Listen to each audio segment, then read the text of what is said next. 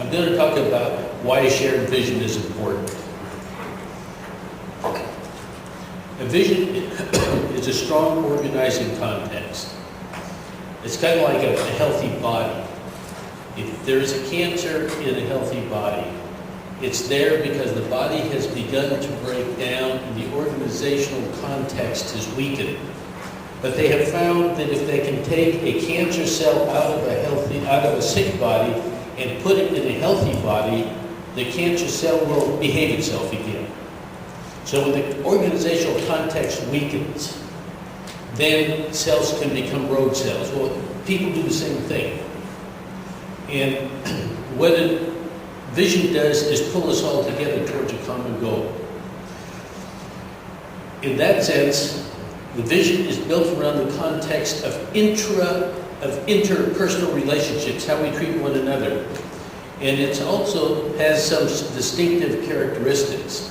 One is built around community and its landscape. Because of the reciprocal relationship, the landscape has to be part of in any vision, or you get nowhere with it. If you just have the vision for economics within the community, you will end up destroying the landscape for no other reason than you may look at the transportation system for efficiency and destroy all of the open space, which is irreplaceable. If you look at it from a point of effectiveness, and you want open space as part of the vision, then you have the open space. And why is that even important?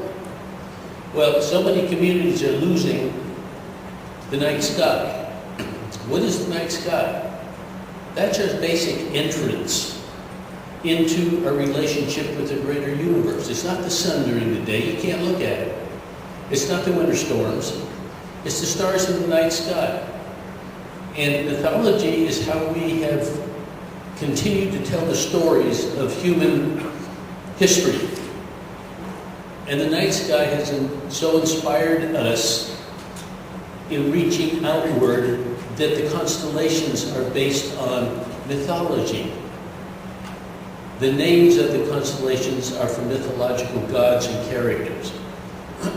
So open space not protects the night sky from light pollution, which can travel hundreds of miles from a city and actually make extinct creatures 100 miles away that require darkness as part of their habitat. This is happening in the US, especially in California. But the other thing open space does is it captures and stores water. And people seldom think about that. Storing water close to a community is very important. And if global warming takes the course it is projected to take, storing water will become even more important, and open space, therefore, will become more important. So looking at it as part of the landscape is critically important.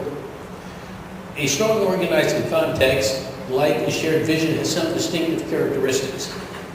It tends to focus on a wide range of human concerns, especially, and this is the critical part, feelings, emotions, and their attendant values. Science tries to get emotions out of dealing with our life.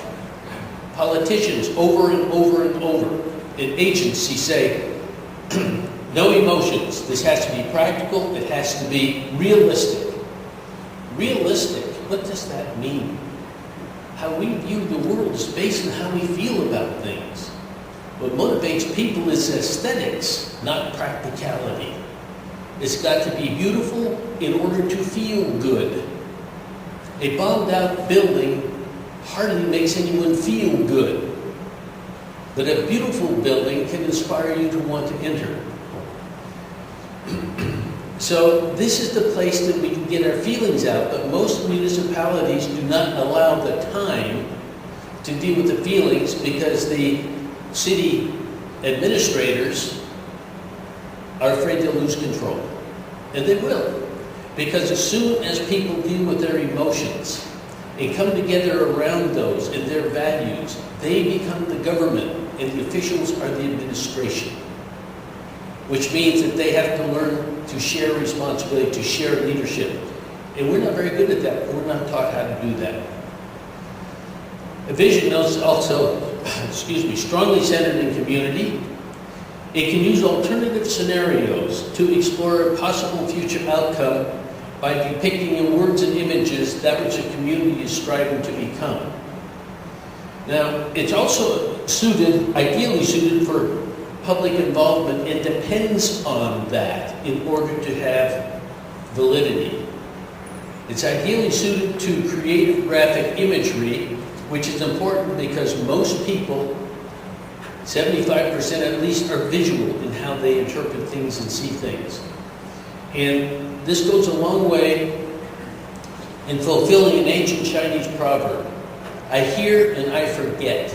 I see and I remember. I do and I understand. So the inclusiveness in the visioning process is the doing. And one of the things that's important, the communities failing over and over and over, is hiring somebody from outside to come in and tell them what they need to do.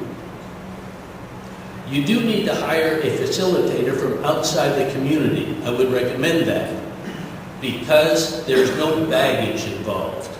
There's no politics involved. There's no invested interest in the outcome. But make sure that the person that comes to facilitate is only a midwife, a guest. They must remember they are a guest. They hold no power. They're only to guide the process. And the people in the community have to struggle with that process in order to own it. It can't be given to you because you won't appreciate it. And when somebody from outside, they don't know what you need. They know what they think they need, and they're transposing it to what they think you need. So when you hire a facilitator, hire someone that you trust, is a guest and knows they're a guest, and can midwife the process, but not take part in the process, because then they steal from the community. The other thing is, ideally, somebody who does a facilitation will pick somebody who appears to be a natural leader in the community, or when I work with indigenous peoples, I have the council pick someone they trust. And I have them up there with me and gradually hand the reins of conducting the meeting over to them. And I begin to kibitz with little notes. But let them do the work, let them struggle with it, because I have to make myself dispensable. So that the person there becomes indispensable to the community. But it's somebody they have chosen, that they trust, who can facilitate. They don't need to pay me to come in all the time. Then they become dependent on me, and then they don't know the process, even if they struggle with it. Ultimately, it has to be something that they can do. So when it's finished, they don't even know I existed. And they can say, we did this ourselves. Then it's theirs. And that's the critical part.